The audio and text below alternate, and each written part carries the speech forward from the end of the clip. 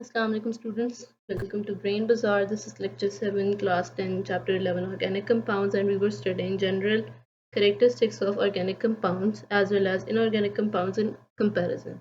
Starting with we have origination. Origin होता है कहाँ से formation start हो रही है आपके पास किसी चीज़ की. For example, organic compound है तो वो plant और animal से originated है. Whereas inorganic compound है तो वो हमारे पास mineral और rock से originated है. और ये बहुत important short question और MCQ भी है.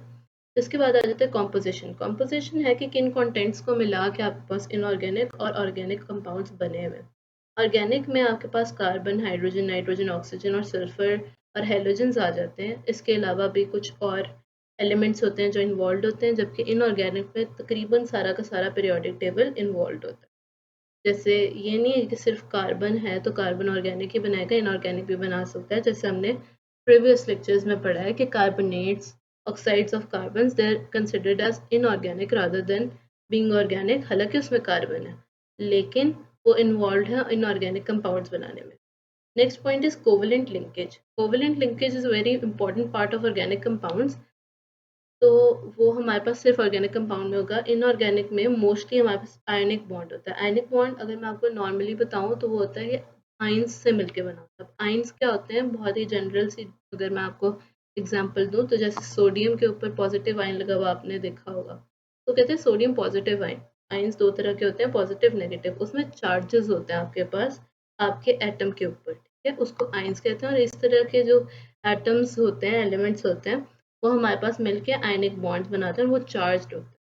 Next part is solubility. Solubility हमारे पास आ जाता है organic compound. Organic compound organic solvent में ही डिजोल्व होंगे, इनऑर्गेनिक में डिजोल्व नहीं होंगे. जैसे कि alcohol, ether, benzene, carbon disulphide, ये सारे हमारे पास चार्ज्ड नहीं है, ऑर्गेनिक सॉल्वेंट्स है. वेरएज इनऑर्गेनिक जो है वो पोलर सॉल्वेंट्स में डिजोल्व होंगे. पोलर क्या होता है कि उसमें आपका चार्ज होता है. फॉर एग्जांपल वाटर गिवन है, वाटर हमारे पास क्या होता है, H2O. अब H2O में आप देखो तो हमारे पास ये पोलर सॉल्वेंट है, उसके हमारे पास चार्ज बनता है, ठीक है, OH नेगेटिव और H पॉजिटिव. अब हमारे पास आगे आ जाता है इलेक्ट्रिकल कंडक्टिविटी. इलेक्ट्रिकल कंडक्टिविटी है कि इलेक्ट्रिकल चार्ज उसमें से मूव करे. कंडक्टर्स यानी आपके पास ऐसी कोई चीज़ जिसमें से चार्ज मूव करे. ऑर्गेनिक कंपाउंड्स बहुत पुअर कंडक्टर्स होते हैं इलेक्ट्रिसिटी के, क्योंकि उसमें कोवेलेंट बॉन्ड है, आयनिक बॉन्ड नहीं है, तो चार्ज से लेना देना ही नहीं है. इनऑर्गेनिक कंपाउंड्स जो हैं वो बहुत अच्छे कंडक्टर्स होते हैं क्योंकि उनमें चार्ज होता है, और स्पेसिफिकली मोल्टन स्टेट में तो बहुत ज़्यादा अच्छे से कंडक्ट करते हैं. और ये बहुत इंपॉर्टेंट शॉर्ट क्वेश्चन भी है. और अगर मैं आपको किसी एग्जांपल दूँ, ये एक तो देखें, पानी में से तो बिजली गुजरती गुजरती है, राइट. लेकिन अगर किसी पानी में आपके पास सॉल्ट हो, तो आप सोडियम वाला सॉल्ट नहीं होता घर में आपके पास, अगर वो सॉल्ट हो, सोडियम क्लोराइड, वो आपका मिक्स किया हो पानी में, तो उसमें से और भी तेज़ी से इलेक्ट्रिक करंट गुजरेगा. क्यों? क्योंकि वो एक इनऑर्गेनिक कंपाउंड है और वो इंक्रीज कर देता है कंडक्टिविटी को. नेक्स्ट है मेल्टिंग एंड बॉइलिंग.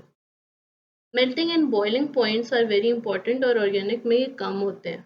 अब ये कम क्यों होते हैं? क्योंकि इसका इंटरमॉलिक्यूलर जो हमारे पास बॉन्ड्स हैं, इंटरमॉलिक्यूलर फोर्सेस हैं, वो इतनी स्ट्रांग नहीं होती. हालांकि कोवेलेंट बॉन्ड स्ट्रांग होता है, लेकिन इनऑर्गेनिक में हमारे पास इंटरमॉलिक्यूलर फोर्सेस काफ़ी स्ट्रांग होती है, जिसकी वजह से हमारे पास हाई मेल्टिंग पॉइंट. ऑर्गेनिक में एक इम्पॉर्टेंट पॉइंट ये भी है कि आपके पास साइज बहुत स्मॉल होता है मॉलिक्यूल का या कंपाउंड का, इसलिए उसका low melting and boiling point होता है और वो वोलेटाइल होता है. वोलेटाइल का मतलब होता है कि वो इजीली वेपराइज कर जाते हैं. नेक्स्ट पार्ट है stability. Organic compounds less stable होते हैं. लेस स्टेबल बिकॉज इनकी लो मेल्टिंग बॉइलिंग पॉइंट है. लो मेल्टिंग बॉइलिंग पॉइंट क्यों थी? उनके इंटरमॉलिक्यूलर फोर्सेस कम थे. तो ये एक सीढ़ी के तरह है कि स्टेबिलिटी के लिए इंटरमॉलिक्यूलर फोर्सेस होना बहुत ज़रूरी है और उनकी बॉन्ड स्ट्रेंथ होना बहुत ज़रूरी है, जो कहीं कहीं देखने को मिलती है. जबकि इनऑर्गेनिक कंपाउंड में मोस्टली तकरीबन तमाम कंपाउंड्स ज़्यादा स्टेबल हैं as compare to organic. Next is combustibility, which means कि कितनी ज़्यादा एबिलिटी है उसकी जलने की, आग लगने की. ठीक है, तो कंबस्टिबिलिटी क्या होता है, कितनी एबिलिटी है जलने की या आग लगने की. तो organic compounds are very combustible क्योंकि उसमें कार्बन एटम है, तो वो बहुत आराम से जल सकते हैं. तो the next point is inorganic में वो मोस्टली नॉन कंबस्टिबल होंगे. अगर आप नमक को आग लगाने की कोशिश करते हो तो आप देखोगे इतना खास वो जलेगा नहीं, ना कुछ इस तरह होगा, तो वो नॉन कंबस्टिबल होगा.